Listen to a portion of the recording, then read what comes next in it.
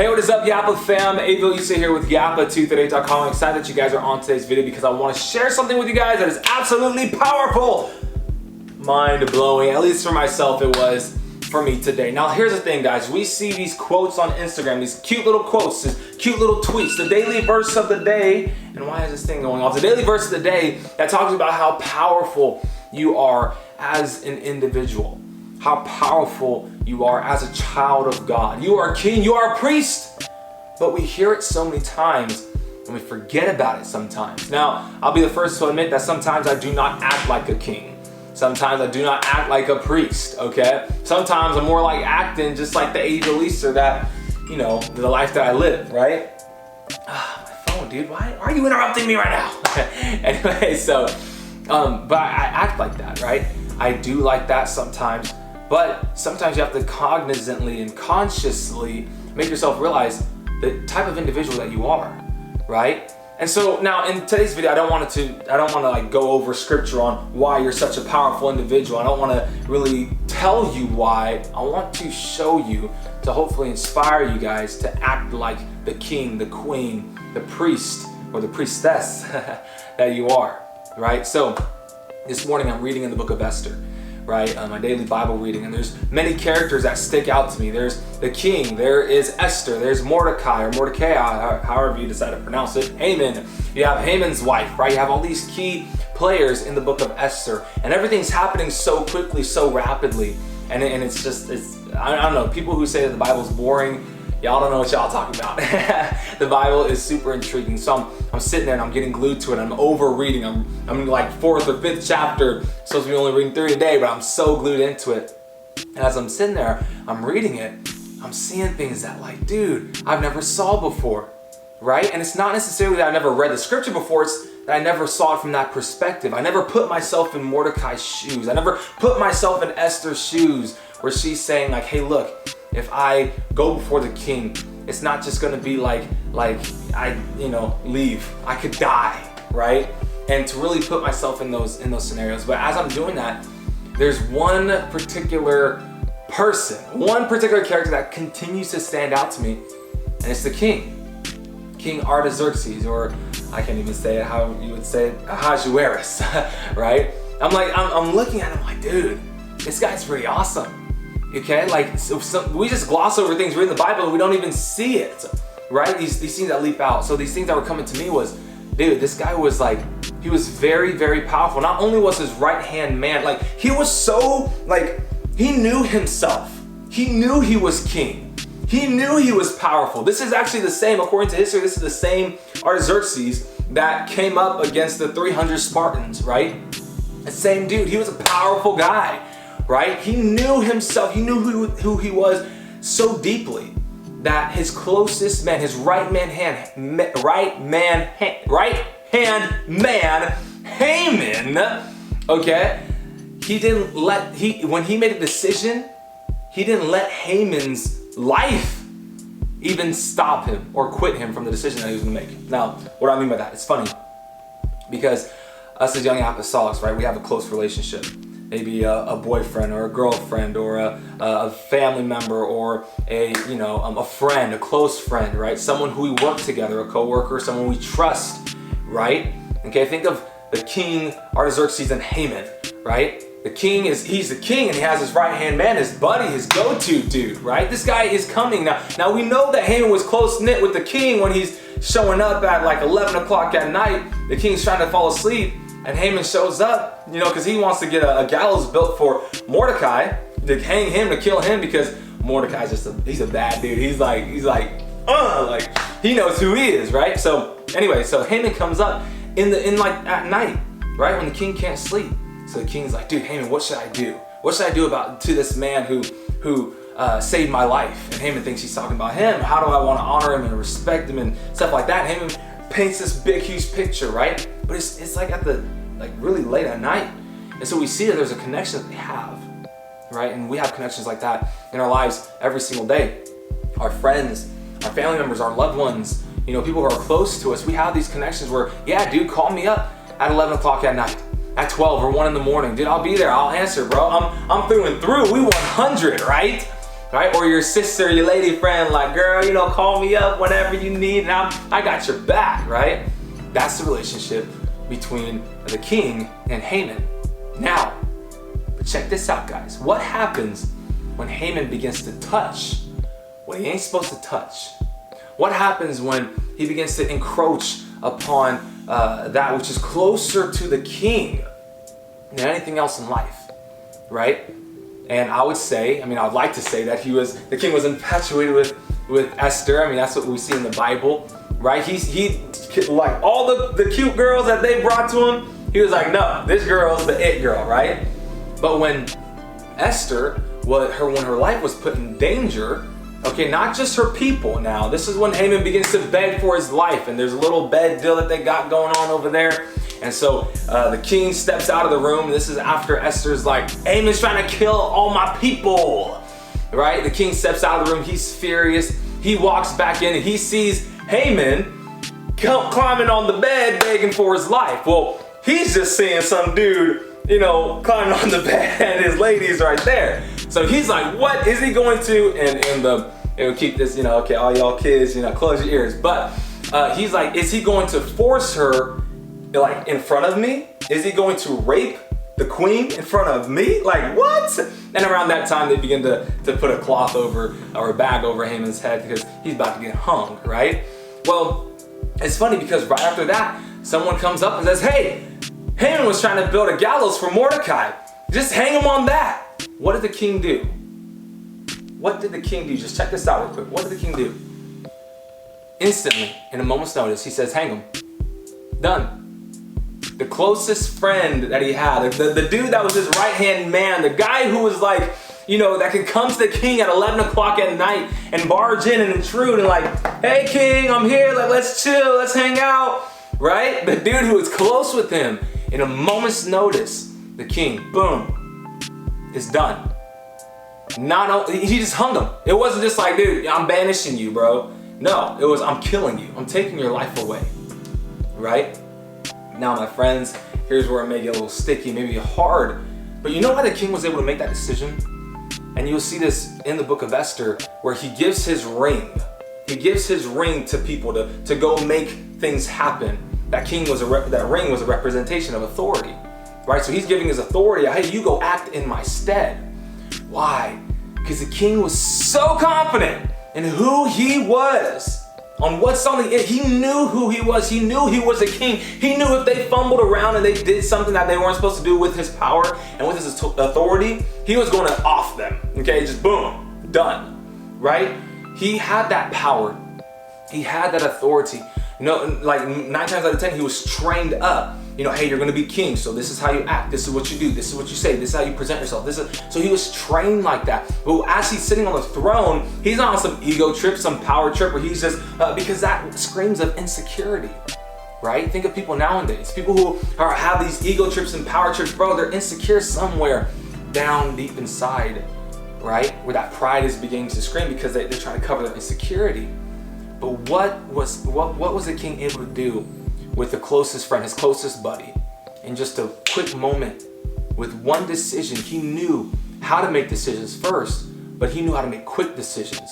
And he knew within himself that I have the authority and power to take charge of my life, to take charge. I am responsible for my kingdom. I can take that responsibility, right? Listen, you guys, listen very closely. We are responsible for our kingdoms, right? Now, don't think of it like, oh, this is, you know, a kingdom outside of God's kingdom. I'm not talking about that. I'm just talking about your domain, right? You're responsible for your life. That's a better way to put it, right? You and I are responsible for our lives. And sometimes we hold on to people that we don't need to hold on to. And the reason why we hold on to these people is because we're scared. We're fearful. We would rather have the relationship than confront the problem. If that person's a problem, we'd rather continue the relationship than confront that problem and possibly have, you know, a collision, right? Of, hey, I don't really care for the things that you're doing here, or hey, look, my salvation, you're jeopardizing it, so I have to cut you away. See, sometimes we don't act as kings. Sometimes we don't act as queens, ladies. Sometimes we don't act how we're supposed to act. We're kings and priests and we love that. We're like, dude, where's the royal scepter? Let me chill and let me hang out. I'm a king. Feed me grapes. Fan me with leaves, right? That's how we can act sometimes when we think of being a king and a priest. But whoa, wait a second. Kings make very tough decisions and they make them quick and they don't regret them. Why? Because they're trained in decision making. They keep wise men around them. Remember the king of Egypt, Joseph? Okay? Why? Joseph came before Pharaoh because Pharaoh's wise men couldn't give him the answer. David, Solomon, they had wise men. King Artaxerxes, he had wise men around them. Nebuchadnezzar had wise men. So if you don't have wise people, that's a real quick segue. Your parents, your spiritual authority, people who can give you wisdom around you. Some young people, I can't even say that. Some young people decide that their friends are going to be their wisdom. And their friends are not their wisdom. Okay? We can't do that. So that's a real quick segue. But the king, as we want to be kings, we have to have these things in place. Kings and queens, we have to have these things in place. But what do people do? They hold on to these relationships that they can't just easily cut off. Why? Because they don't have it in them. Actually, they do have it in them. It says this, they're scared. They're scared. They're scared to exercise that muscle. They're scared as, how is a person gonna think? How are they gonna react? You know, dude, you're a king. Sister, you are a queen.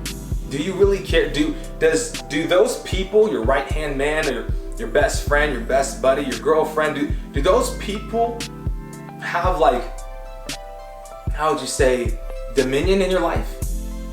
Where you can't cut them off? Remember, the king, he was able to just whack it real quick, and the dude, let's keep rolling, right? Literally, I don't know if that was his attitude, but he made that decision quick. You guys, can we cut off friends that quick? For the sake of what we love? Yeah, see, we love our dreams. We love our vision. We love what God has given us. We love the promises of God. God, you said I was going to be king back then 2 years ago at an altar. You prophesied and said I was going to be this man of God or this preacher, this evangelist. I'll be this. I will be like that. God, you promised that to me. I love that thing. But then all of a sudden you have a friend who's coming in. And the dude wants to show you pornography. And the dude wants to get his hands into your life, right? Do lust of the flesh, the lust of the eye, and pride of life. How quickly can we cut that friend? You're a king, you're a queen, right? She's coming into your life to steer you off path. Yeah, God told you were going to be this person. God told you you're going to be a man or woman of God like that. And this girl wants to take you over here. Hey, cut your hair. There's nothing wrong with it. Just a snip little here and there. Hey, go ahead and wear the makeup. Hey, go ahead and do this. Go ahead and put the pants on, girl. The world's doing it. And it's veering you off course. It's taking you off course. And so you're over here saying, hooping and hollering with the preacher, with the minister, with the evangelist. I'm a king. I'm a priest. Yes. But you can't make kingly and queenly and priestly decisions. Hard truth, right? Hard reality. Shh, no, not right now. Hard truth, hard reality. Sorry, guys. But it's for real. A lot of us, we want to be kings. We want to be queens. We want to have royalty. We want money, riches, and wealth and fame. But we don't want to make those decisions. It's too hard to cut people off. It's too hard to let people go. Listen, my friend, just listen. You're going to have to do it. There's people in your life that aren't feeding your life. Listen, the king, do you know how busy he was? He was so busy he had to give his ring to Mordecai. I was like, bro, go ahead, do it. Whatever you think to do, I have other things to do. Whatever you think is best, go ahead, have at it. Okay? That's a big responsibility. Dude's busy, right? You're over here just kind of like, hey, my life is, I put your life on cruise control. You just want to kick back and relax because you're a king. No. King was busy all the time. He was pushing, he was doing his deal, pressing, making this thing happen, right? So now I'm not saying you have to be busy 24/7, but what I am saying is that, and reeling it back and kind of tying it to where we'll end today's video, is you as a young apostolic and I as a young apostolic, we have to be willing and be ready to make the tough decisions when it comes to the people in our lives. Okay? It's kind of trailing on that one video that we did back ago, cutting friends off. Okay, listen, don't cry about it. Don't, pout about it. Don't say, oh my goodness, this is such a hard decision to make. When you're a king and you're a queen and you're a priest, right? You can't just live among the common people. You're a priest. And if you take that badge on yourself and you say, hey, look, I am a king and I am a priest. I do deserve better and more. Well, then you obviously take on more responsibility. And if you don't want that responsibility, you don't have to have it. That's the truth.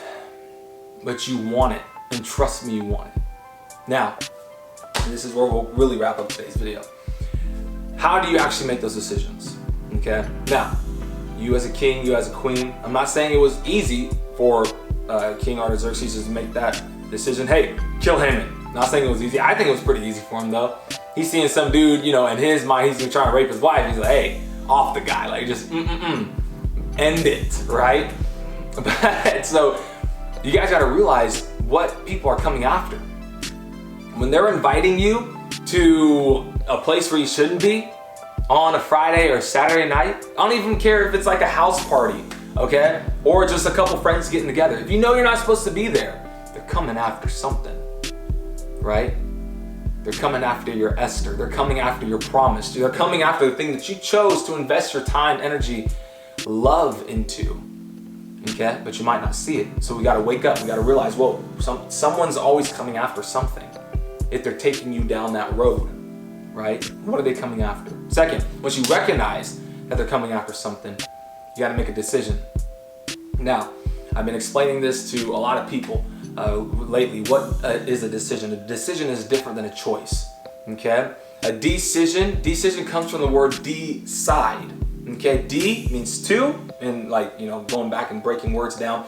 D-I is two, and side comes from the root word meaning death, right? Suicide, homicide, okay? That means death.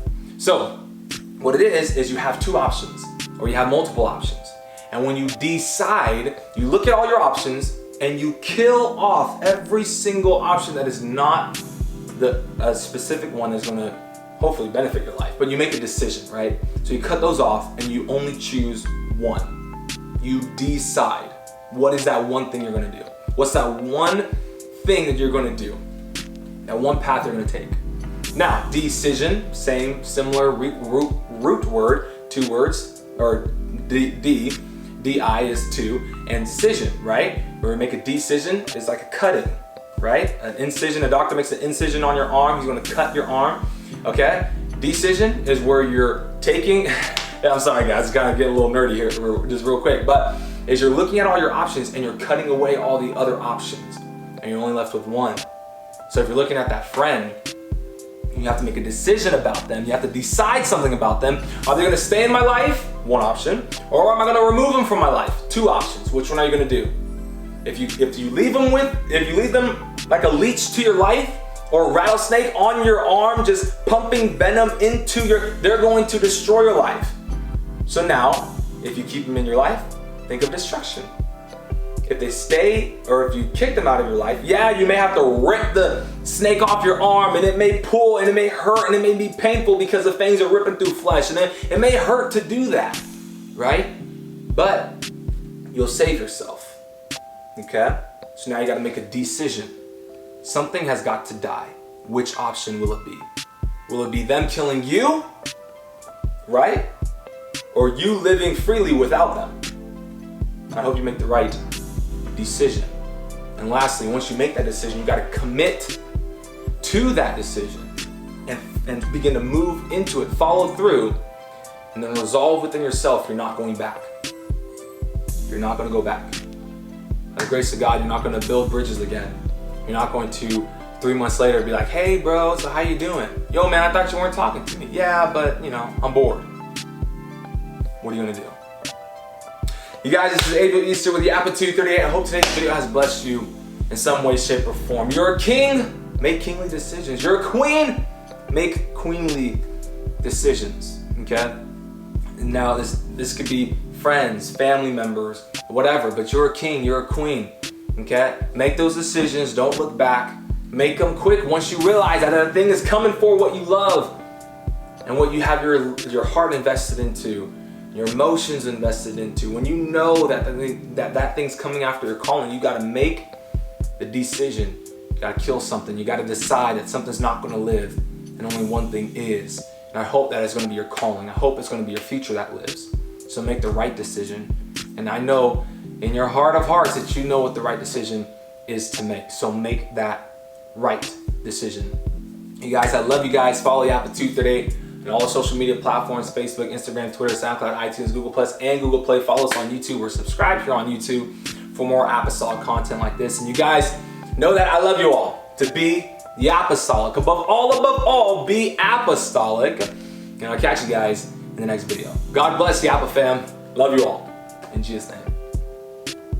And one last thing, Yapa fam, I would encourage you guys to read through the book of Esther. You guys will see things that you probably never saw before. If you read slowly, read deliberately, look at everything in the book of Esther, I promise you it will benefit you and it will bless you. Okay, now I'm officially out. Love you guys. God bless.